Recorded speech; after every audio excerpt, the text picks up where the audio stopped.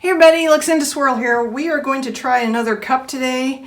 This is a 20-ounce skinny straight from Craft Haven. I will link to everything below. I am going to put a base of green resin on it. I'm going to use the green Cast and Craft opaque pigment and some green mica mixed together.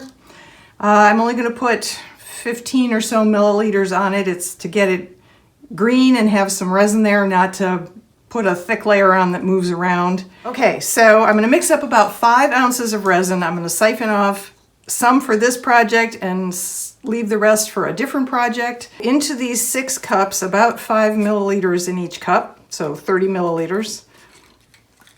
Should be more than enough. And into these, I will put the following colors. I have my glasses right here. Champagne Toast from Island Micas and More. In fact, I think all these micas are from her. Treasure, which is a beautiful gold from Island Micas and More. Lucky Penny. And Shimmering Bronze. And also a beautiful chrome green mica powder. And this Newtone green mica powder that is from Crafter's Choice. So just about everything is in the colorant is from Island Micas and More, except for the Crafter's Choice mica. At the very end, once I get all of the different mica colors onto the green resin, I am going to do one final thing that makes this a little different from any of the other mica colored cups I've done already.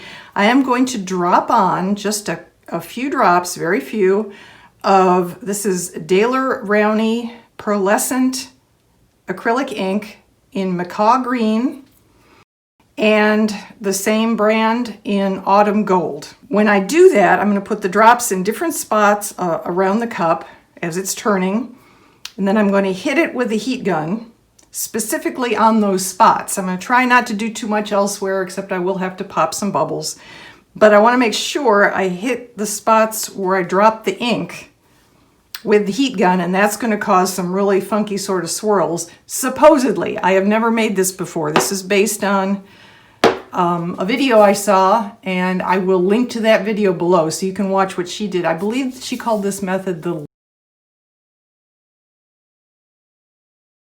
So let's just try this and see how it turns out. I'm going to gear up and sit back and enjoy the show.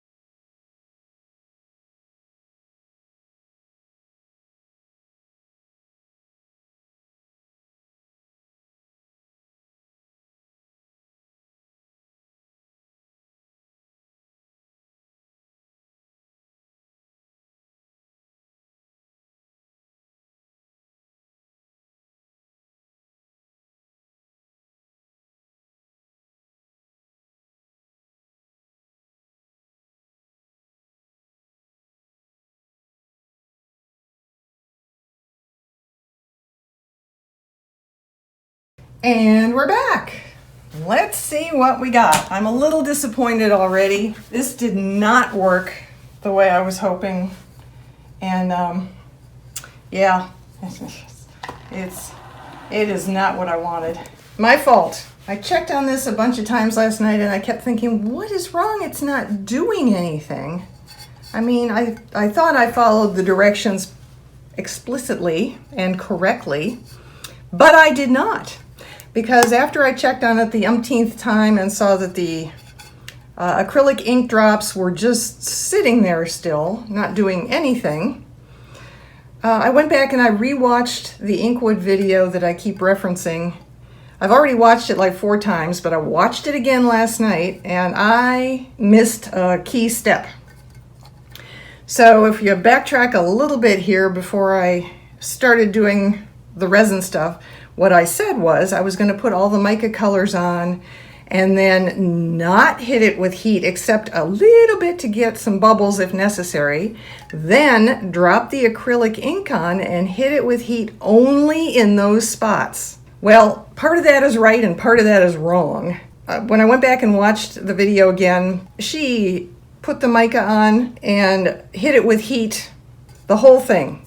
She took her torch to it and took her torch, and not a lot, but she got the entire thing warmed up and moving like crazy. She even tilted it on the turner. All sorts of swirls were happening right there. And then she put the acrylic ink drops on and then she hit them specifically with the torch as well. So she already had everything on the cup moving around really well before she added the drops, and I didn't. I was very careful to not heat up the cup and get it moving. And then I dropped the drops of acrylic ink on and hit them, and they did nothing.